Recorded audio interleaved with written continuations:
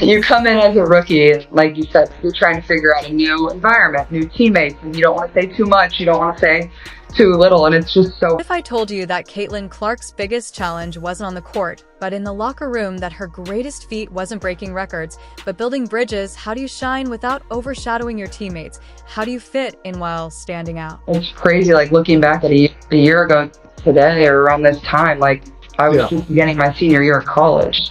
And obviously, you know, people knew who we were and people attended our games, but it's obviously not of the magnitude that it is now.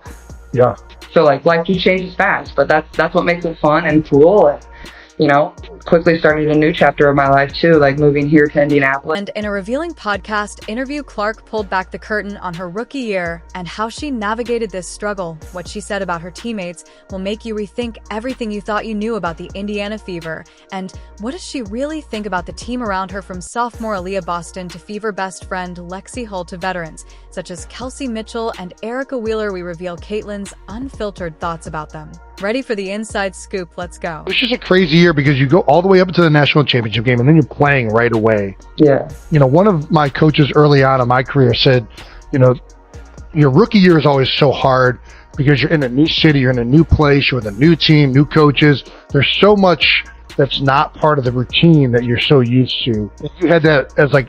Caitlin Clark, the college superstar, steps onto the WNBA court for the first time. All eyes are on her expectations SKYH high. But Clark's biggest challenge isn't her game, it's finding her place on the team. On the New Heights podcast, Clark opened up about her rookie fears, she said. But like in my scenario, and obviously you guys too, like you're already highly thought of. Like people are turning to you to like be something or be someone.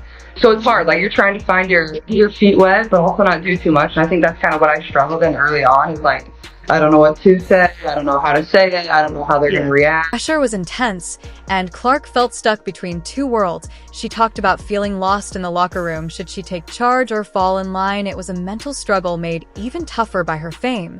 But in all the chaos, Clark found something good. The fast-paced WNBA life kept her focused, she said. I think it was good a little bit too. Like you don't have time to overthink things. Like it's just like boom, boom, boom. Like it's on to the next. But at the same time, like you don't like. I feel like I never really ended the chapter of college. Like it was just like left. But maybe that's good. You don't have a lot of time to think about it. So I think that's definitely the weirdest part of, you know, women's professional basketball and obviously college basketball too. It's just that change. But that's kind of how it has to be too. So. She's different. Her teammates became her rock during this wild transition. For not knowing, you nailed it. Yeah. But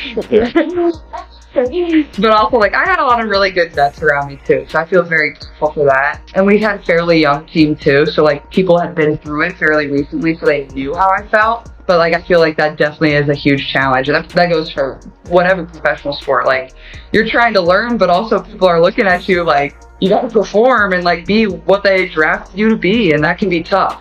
Teammates became her rock during this wild transition. I mentioned the vets, and I think, you know, for me at least, there was a lot. Some vets were incredible. Some of the vets, obviously, you're competing for jobs, so there's a little bit there, but you lean so much as a young player on your vets, and you lean so much from like, even just like in Philly, there's so many great players that played for the Eagles that, like Harold Carmichael, who was a legendary Philadelphia Eagle, was like always around and willing to lend advice or anything. Did you have many former players or current players like reach out to you that really helped you in transitioning into the Can be tough. In one honest moment, Clark admitted, I feel like I never really ended the chapter of college. It was just like you left, but maybe that's good. You don't have a lot of time to think about it. This showed just how sudden and tough the jump to the pros can be, even for a star like Clark. Obviously, Lexi's been tremendous, especially on the defensive end. Like, she just brings a spark and a tenacity about her that, you know, maybe we weren't always getting on the defensive end, and she's just willing to do whatever it takes for this team, and it's helped our defense improve a lot. So I think offensively and defensively, we've taken a step forward, and, you know, that's kind of what the coaches challenged us in. Let's talk about Clark's on-court partners in crime: Aaliyah Boston, Kelsey Mitchell, and Lexi Hull. These aren't just names on a roster, they're the core of the Indiana Fever, the Fab, for that set to shake up the WNBA. Now you might think it was all smooth sailing from the start, but here's where it gets interesting. One of these stars struggled heavily at the start, but still made sure to build a solid bond with Caitlin. Caitlin knows where Aaliyah Boston's going to be. Aaliyah Boston knows where Caitlin's going to be. Caitlin and Aaliyah have almost a poetic pick and roll action going all the time. Caitlin can already find her teammates, but just the fluidity between her and Aaliyah. Out of rotation early in the season, and she was frustrated. She was in the gym every single day, but her performance wasn't matching her effort. But after the Olympic break, something clicked. Hall found her rhythm, and suddenly she was on fire. So what does Caitlin really think of? Gaby is like always somebody that's gonna have her teammates back, whether it's myself or whether it's anybody on the team. Sorry. Like she just wants the best for every single person. She's such a positive like light in our locker room. She's a great voice. She's always there whether things are great or whether things aren't as great. Like she's just a very consistent person in our locker room.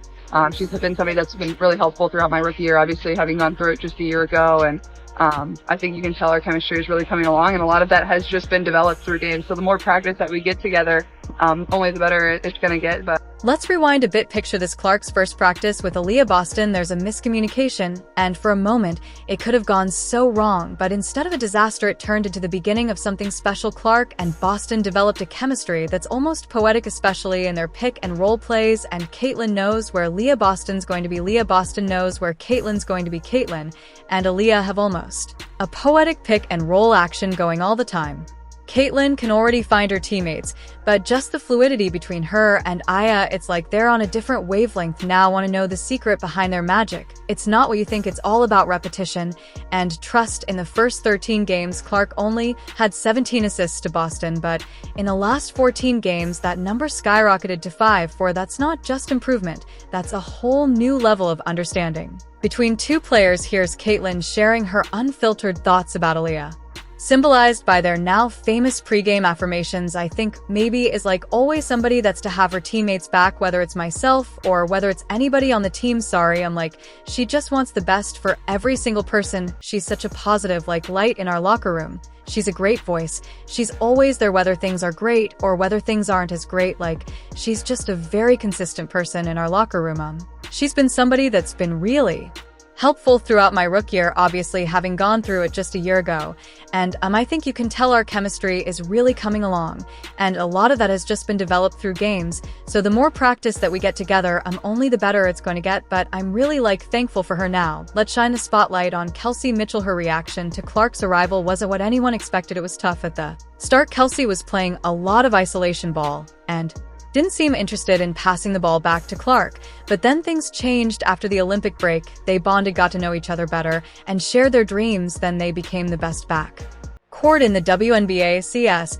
What's up, friend? I just want to say congratulations, F4, man, you deserve it. You changed the world in so many ways. If you've done it with so much grace, and I'm so happy to take the floor with you, to be a part of this experience. I want to tell you to give yourself some grace, kid. You've done a lot of things that not a lot of people can do, and for me to you, I'm always going to be a fan. I'm always going to be in your corner. I'm always going to be in your back. Court. Clark couldn't stop praising Mitchell. It's clear these two aren't just teammates, they're a force to be reckoned with. I think it's pretty similar on and off the floor. Like, she's just been a voice that's been there. She's been through this league for years now. Like, she knows what to expect. She knows how things are going to go.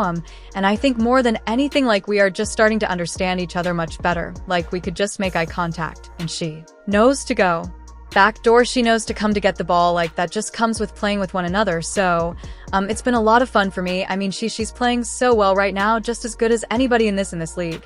So I feel very lucky and fortunate to have her by my side. As the season progressed, we saw the Fab Four: Clark, Boston, Mitchell, and Hull gel like never before. It's not just about the assists or the points, it's about the impact Clark has had on her teammates. This isn't just a team, it's a family. And Clark, she's not just a rookie anymore. She's the heart of the Indiana Fever, the catalyst that's brought this team together. From overcoming initial challenges to breaking records together, this team has shown that they're more than just individual talents. They're a unit ready to take on the